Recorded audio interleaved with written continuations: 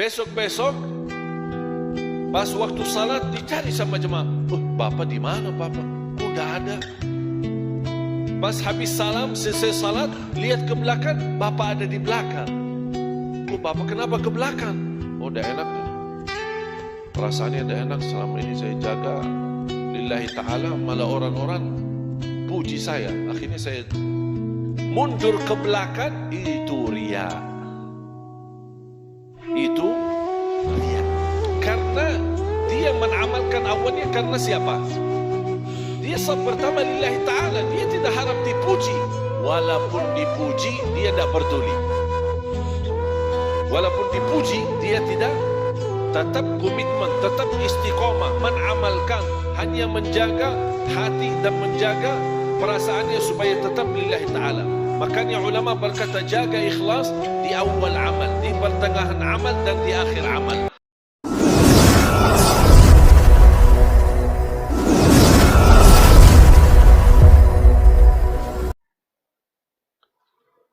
Bapa di saf pertama sudah bertahun-tahun menjaga. Dia cinta saf pertama. Jangankan saf pertama saja dia cinta. Dia tidak pernah terlewat takbiratul ihram sama imam. Sebagaimana di hadis yang diriwayatkan Imam Tirmizi, "Man shalla 40 yawman la tafutu takbiratul ihram, kutibat lahu bara'atan." Barang siapa yang salat 40 hari tidak terlepas takbiratul ihram, tidak tertinggal. Imam Allahu Akbar, dia sudah standby Allahu Akbar. Selama berapa hari? 40 hari. Berarti 200 kali salat. Apa yang dia dapat? Dapat kebebasan dari neraka dan dari kemunafikan.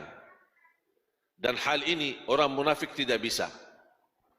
Makanya saya suruh mendorong jamaah, kalau mau tahu dirinya mukmin atau munafik, kira-kira gimana posisinya salat. Khususnya takbiratul ihram. Suka dijaga atau tidak apa-apa sering masbuk? Nah, beda. Yang sering masbuk beda sama orang yang datang lebih awal. Tak mungkin sama di sisi Allah. Wallahi beda. Allah maha adil. Semua masuk surga insya Allah kita bersama-sama. Itu karena karunia dan rahmat dari Allah. Tapi di dalam surga, tingkatan dalam surga itu masing-masing tergantung amal. Masuk surga, tingkatannya ada yang di bawah, ada yang di tengah, ada yang di atas, paling atas bersama Nabi, bersama para sahabat, bersama waliullah, orang salih. Tidak mungkin sama, itu tergantung amalannya.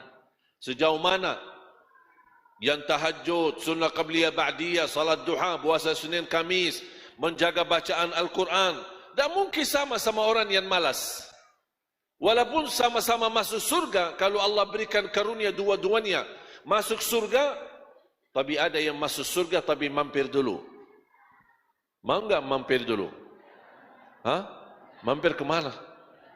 Ya neraka. La haula wala quwwata illa billah. Jadi Bapak itu menjaga saf pertama, tidak pernah melepas. Bertahun-tahun terdengar sampai ke kuping dia. Subhanallah, Bapak itu luar biasa. Kami kenal sudah lama. Dia masih bertahan. Kuat. Saf pertama selalu, tidak pernah telat. Kalau dia tidak ada di saf pertama, pasti dia lagi sakit atau keluar kota. Dia mendengar di kupingnya. Merasa tidak enak. Perasaannya tidak enak. Mulai dipuji sama orang. Lingkungan, jamaahnya masjid. Besok-besok, pas waktu salat, dicari sama jemaah. Oh, Bapak di mana Bapak? Kok tidak ada? Pas habis salam, selesai salat, lihat ke belakang, Bapak ada di belakang. Kok Bapak kenapa ke belakang? Oh, tidak enak. Perasaannya tidak enak. Selama ini saya jaga lillahi ta'ala, malah orang-orang puji saya. Akhirnya saya mundur ke belakang. Itu riya. Itu riya. Karena dia menamalkan awalnya karena siapa? Dia saf pertama lillahi ta'ala. Dia tidak harap dipuji. Walaupun dipuji, dia tidak peduli. Walaupun dipuji, dia tidak tetap komitmen, tetap istiqamah, menamalkan, hanya menjaga hati dan menjaga perasaannya supaya tetap lillahi ta'ala. Makanya ulama berkata jaga ikhlas di awal amal, di pertengahan amal dan di akhir amal. Mungkin dimulai diawali dengan baik, di pertengahan namanya manusia ada ujian, ada bangga diri, ada hal-hal yang bisa merusak ikhlas kita. Hati-hati kita jaga. Nanti saya kasih doanya bagaimana supaya Allah lindungi kita dari sifat riya dan terjaga ikhlas kita lillahi ta'ala. Jadi ketika bapa mundur di saf belakang karena dipuji, dia meninggalkan kebaikan. Kan saf pertama sesuatu kebaikan. Dia mundur ke belakang, mundur dan dia tinggalkan kebaikan tersebut, itu namanya riya. Terus kalau ada orang saya mau di saf pertama, tapi Allah tahu niatnya dia melakukan ini supaya mau jadi ketua masjid. Anak mau. Lihat ini, saya fantas jadi ini imam. Saya fantas yang jadi di depan. Karena saya alhamdulillah bertahun-tahun saya selalu di saf pertama. Nah, Allah tahu niatnya. Kita kan dah tahu.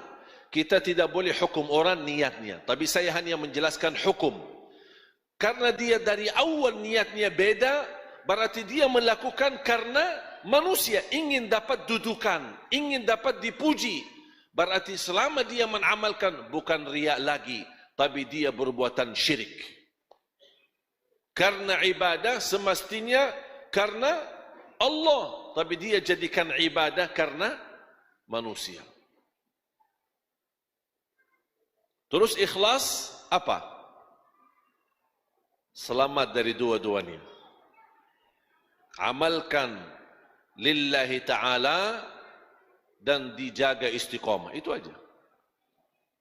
Bukan karena manusia, dan saya tidak mau tinggalkan kebaikan karena manusia. Kalau bahasa sederhana, orang yang ikhlas sama saja di hatinya. Dipuji, tidak dipuji, disukai, disenangi, tidak disenangi, tidak dihina, dicaci maki, sama aja. Kalau dia dipuji,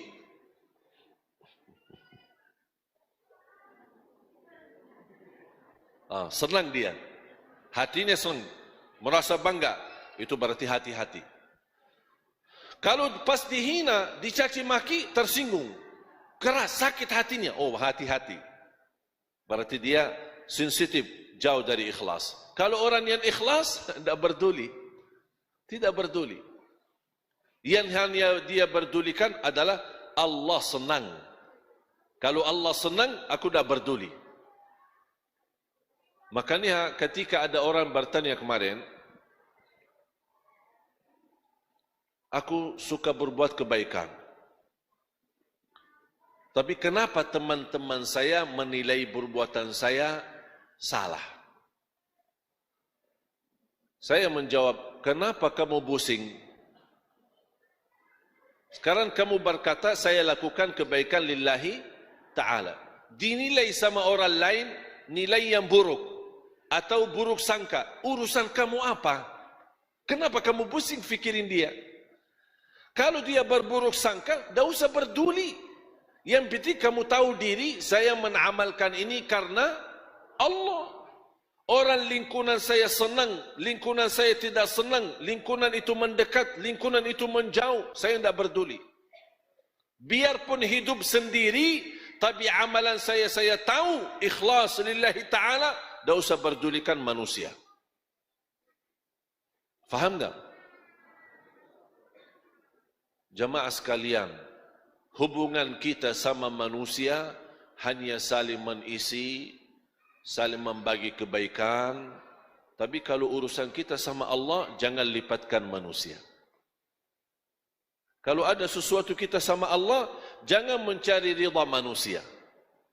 Aku berdakwah, aku ingin mendapatkan masa yang banyak.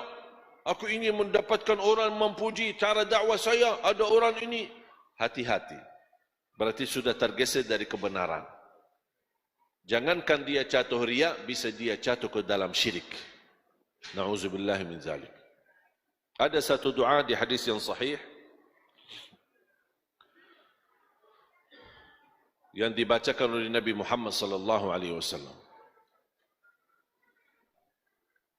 Dan menurut saya itu doa memohon berlindungan dari riya. Memohon berlindungan dari riya. Allahumma inni a'udzu bika an usyrika bika syai'an wa ana a'lam wa astaghfiruka lima la a'lam. Allahumma, coba sama-sama. Allahumma inni a'udzu bika an usyrika bika syai'an wa ana a'lam wa astaghfiruka lima la a'lam. Ya Allah, aku berlindung kepadamu dari segala perbuatan syirik yang saya tahu, dan aku istighfar dan memohon ampun dari perbuatan yang saya tidak tahu. Yang dimaksud apa? Berlindung kepada Allah dari perbuatan yang bisa menjatuhkan saya dengan sengaja kepada syirik, atau bisa menjatuhkan saya tidak sengaja dengan syirik. Aku berlindung kepada Allah dari perbuatan syirik yang sengaja atau tidak sengaja. Apalagi hal-hal yang tidak sengaja. Kalau yang sengaja, insya-Allah kita memohon berlindungan, dan insya-Allah kita orang mukmin tidak mau sengaja-sengaja dengan sungguh-sungguh kita melakukan syirik. Tidak ada orang mukmin sengaja melakukan syirik. Tapi kita memohon perlindungan. Tapi yang sering terjadi adalah sering kita jatuh dalam syirik, jatuh dalam riya, tapi kita tidak tahu, tidak sadar itu riya. Kita tidak sadar itu syirik. Makanya kita memohon istighfar. Wa astaghfiruka lima la a'lam. Memohon perlindungan Allah Subhanahu wa taala dari perbuatan yang salah, atau salah niat, atau salah berbuat. Allahumma inni a'udzu bika an usyrika bika syai'an wa ana a'lam wa astaghfiruka lima la a'lam. Bisa sebenarnya cari di Google doa berlindungan dari syirik. InsyaAllah keluar hadisnya, riwayatnya, mudah-mudahan bermanfaat. Doa ya muqallibal qulub, tsabbit qalbi ala dinik. Yang membola-balik hati, tetapkan hatiku atas agamamu. Ini doa termasuk sangat bagus. Rasulullah SAW sering membaca dan dijaga di dalam salatnya, di dalam sujud. Dan doa dalam sujud kapan saja boleh. Sujud pertama, sujud kedua, sujud rakaat pertama, sujud rakaat kedua, sampai sujud terakhir, semuanya boleh. Selama bersujud, bebas berdoa. Tapi kenapa kebanyakan dia doa di sujud terakhir? Mungkin dia khawatir kalau sering doa di setiap sujud, nanti dia salah hitung rakaatnya. Ada orang, pas dia bangun dari sujud karena panjang sujudnya, dia berdiri, aku di rakaat berapa ya? Lupa. Makanya ada usulan dari ulama, jadikan doanya di sujud terakhir supaya tahu habis itu mau sudah langsung tahiyat dan salam. Tapi boleh enggak saya setiap sujud doa? Boleh. Rasulullah SAW bersabda, aqrab ma yakunul abdu ila rabbi wa huwa sajid. Sebagaimana hadis yang sahih, dekat posisi seorang hamba di sisi Allah, dekat sama Allah ketika dia dalam keadaan sujud. Fa akthiru minad du'a, berbanyalah doa. Dan saya dorong jamaah untuk berbanyak doa dalam bahasa Arab. Tapi boleh enggak dalam bahasa Indonesia? Boleh. Dalam sujud boleh dalam bahasa Indonesia. kalau kita tidak mampu menghafal doa yang berbahasa Arab. Karena inti daripada doa adalah menggunakan bahasa yang kita fahami. Kalau saya mengerti, misal, ya muqallibal qulub, thabbit qalbi ala dinik. Ini kan sudah banyak orang tahu. Berarti boleh pakai bahasa Arab karena sudah tahu maknanya. Contoh, Rabbana atina fid dunya hasanah wa fil akhirati hasanah wa qina adzaban nar. Ini kan bahasa Arab. Faham enggak artinya? Faham, berarti boleh gunakan dalam sujud. Allahumma ighfir li wa liwalidayya warhamhuma kama rabbayani saghira. Ini bahasa Arab, tapi saya sudah faham. Berarti boleh digunakan dalam sujud. Tapi ada hajat-hajat, ada curhat, ada ingin mengungkapkan sesuatu, ada masalah yang kita hadapi, tidak faham doa bahasa Arab sesuai hajat kita. Boleh enggak saya gunakan bahasa Indonesia? Boleh gunakan bahasa Indonesia. Yang jelas, yang tidak boleh mengganti bahasa adalah tuntunan salatnya. Misal Al-Fatihah, Subhana Rabbiyal Azim dalam ruku', Subhana Rabbiyal A'la dalam sujud, kemudian tahiyat, tidak boleh diganti bahasa. Tapi kalau sudah tunaikan kewajibannya tersebut, selebihnya anda bebas. Tapi saya lebih cenderung kepada doa berbahasa Arab. Kalau memang hafal dan bisa, boleh.